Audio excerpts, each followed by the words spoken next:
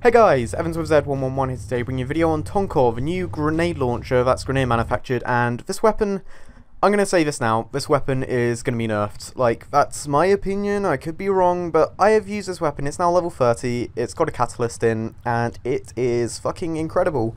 I've used the August, I've used the Penta, I've used loads and loads of different primary weapons, but the Tonkor? Is it the Tonkor? Tonkor?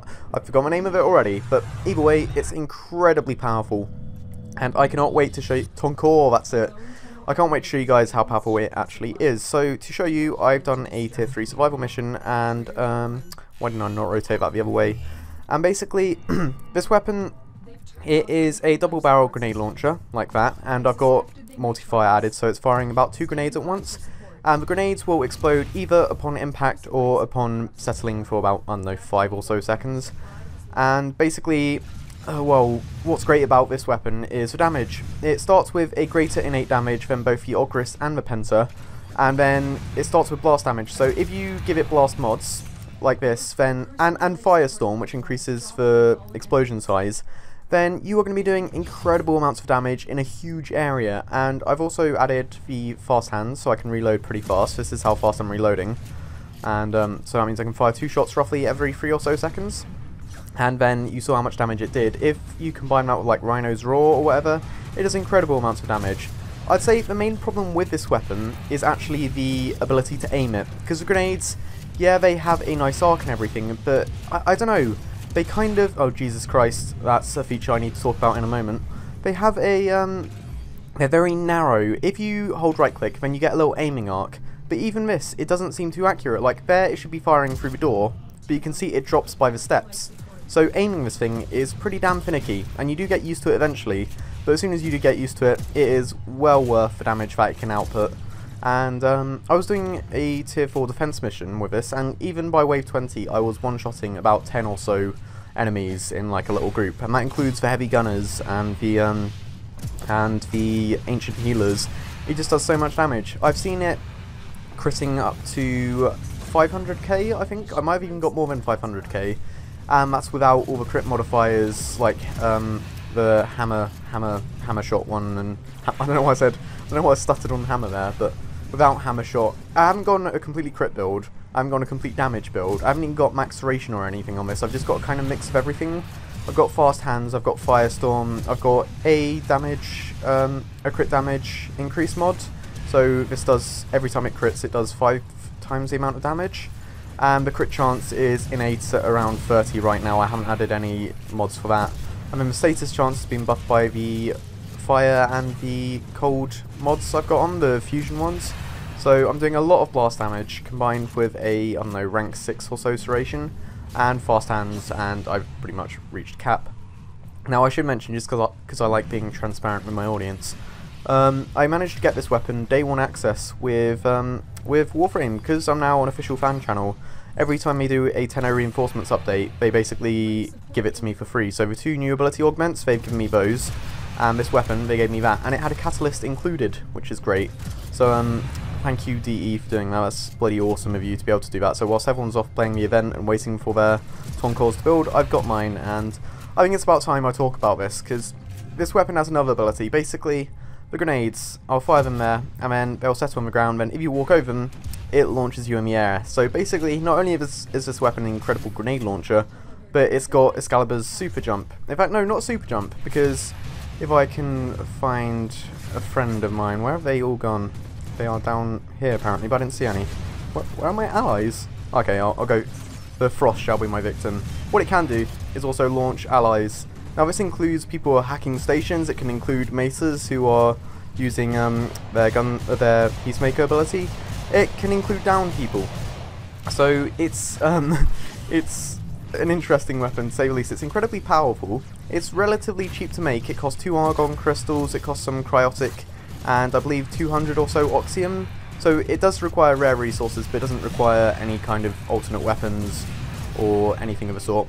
Yet it fires grenades in a huge area of effect damage with a huge amount of blast damage.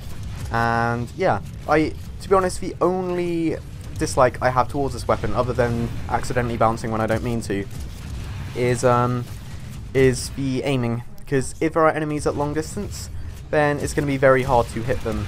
And for that, I highly recommend having a decent secondary weapon with this. Like, you want something accurate that can kill enemies at range, or flying enemies, or kill canisters.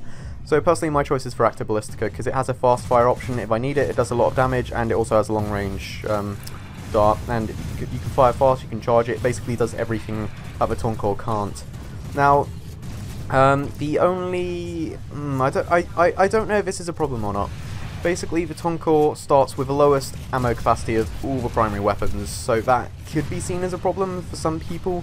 Personally, I have like 95 large ammo team ammo restore, so it doesn't really matter, because one of those will restore me back up to 40 ammo, and yeah, that's really not a problem for me. But if it is a problem for you, if you don't have ammo restores, or you're worried about ammo, then what I recommend doing is getting a ammo capacity mod for it. Not actual magazine capacity, max ammo capacity, because then that means you can keep your sustained fire going on for longer.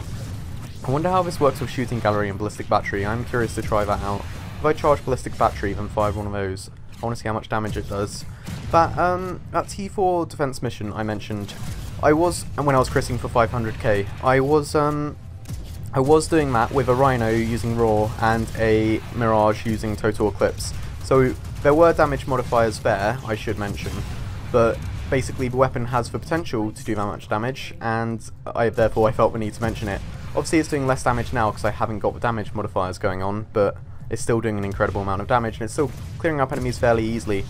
And to be honest, I'm never actually amazed when people are like, oh my god, I managed to get a Vectis to do 2.4 million damage. I'm never amazed or interested, because they're usually snipers that do that, and snipers, what are they good for? Hitting one enemy at a time. If I can get a grenade launcher or a rocket launcher or any kind of AoE damage weapon to hit for that much damage, then I'm suddenly interested.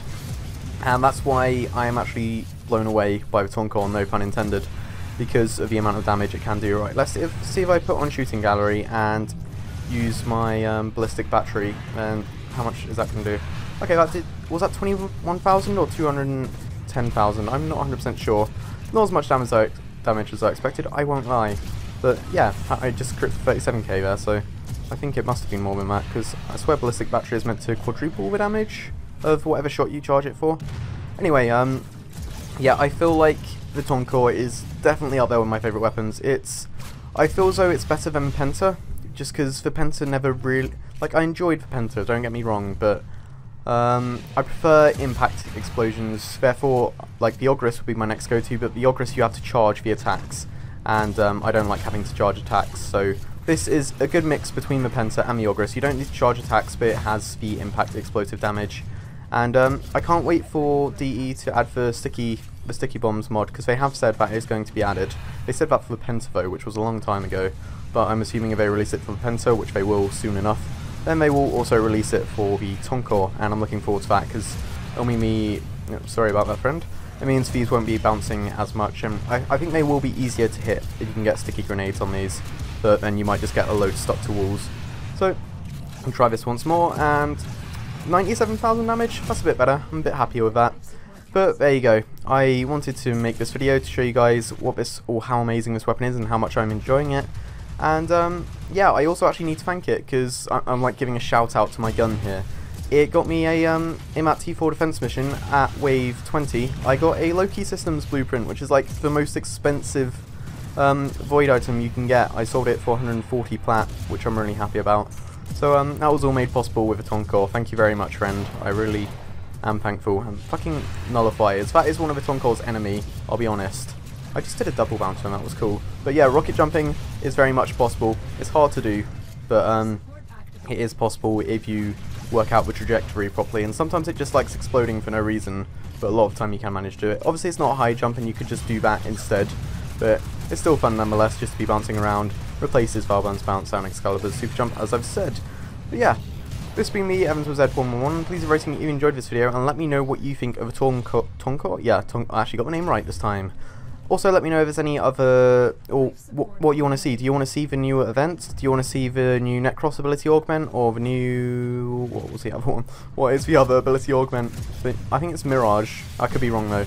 Let me know what you want to see. I'll have a yeah, I suppose I'll put a straw poll in the description if you want to vote for what you want to see.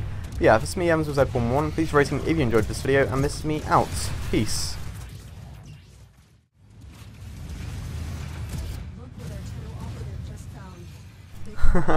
And of course, to get a Volt Prime chassis for this mission. Oh my god, the Tonkor is the best weapon.